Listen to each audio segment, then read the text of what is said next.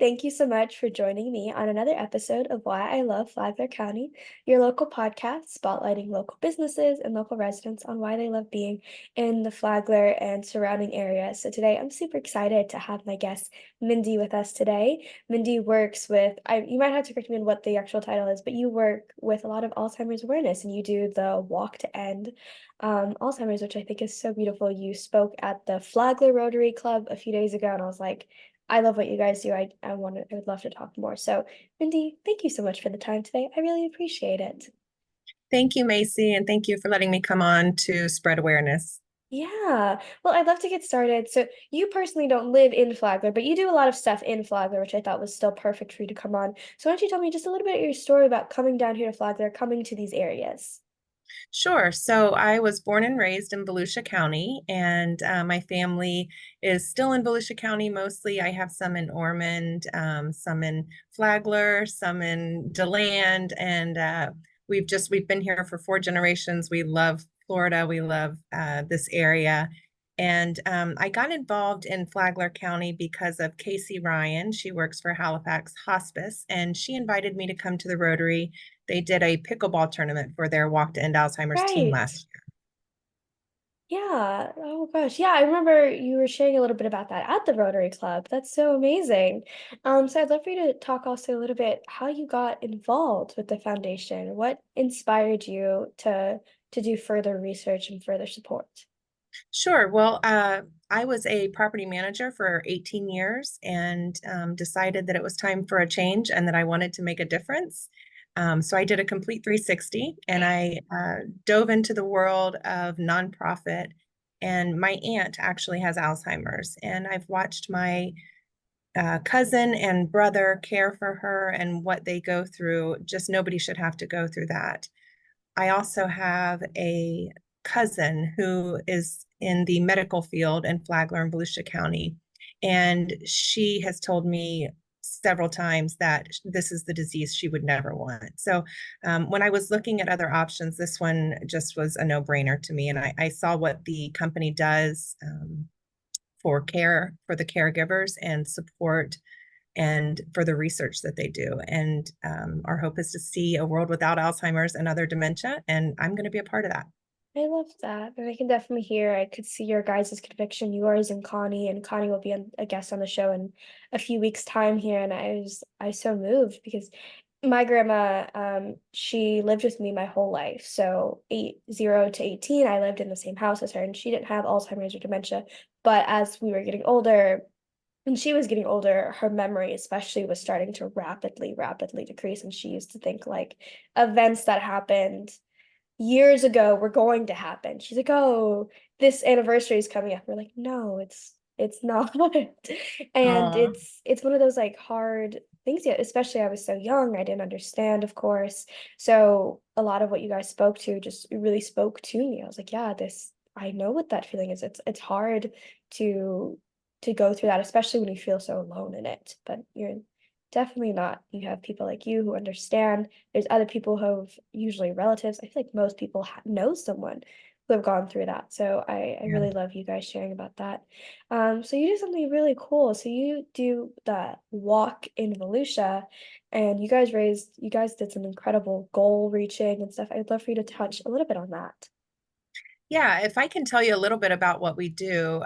So I had several people ask me, when is it that families want to finally connect with you? Mm-hmm.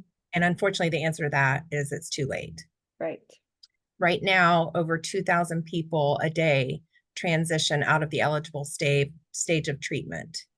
And my mission is to change that by educating the community, forming community partnerships, and then, of course, raising awareness and the funds necessary through the Walk to End Alzheimer's.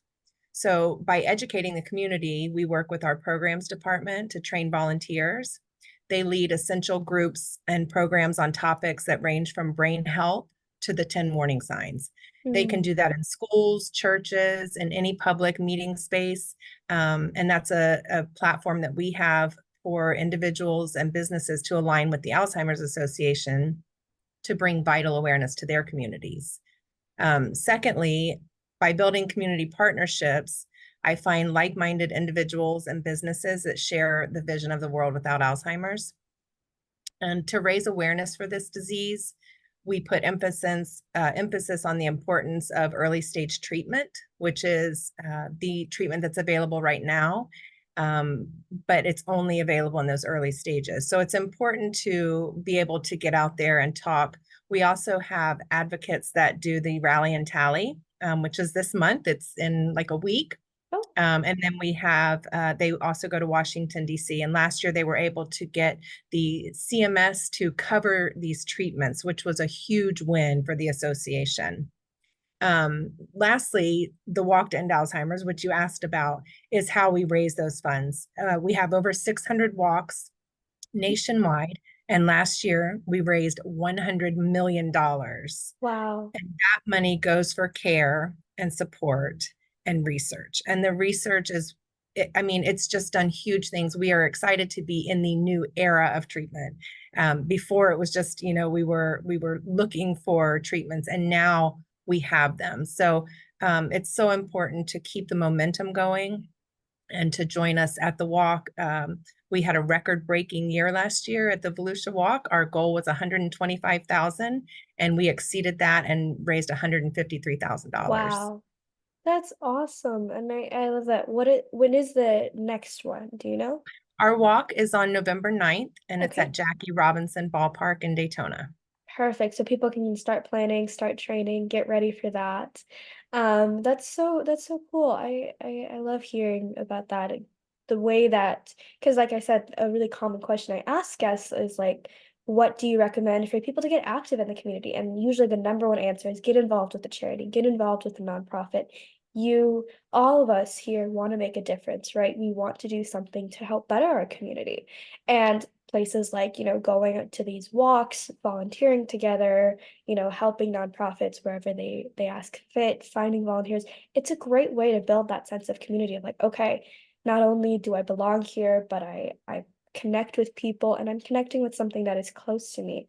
And I think this is a great way for people who are new to Flagler, new to Volusia, to get active, go out there, meet people, talk to people, and all the while you're helping an amazing foundation raise money for awareness and research in places that wasn't available 5, 10, 20 years ago.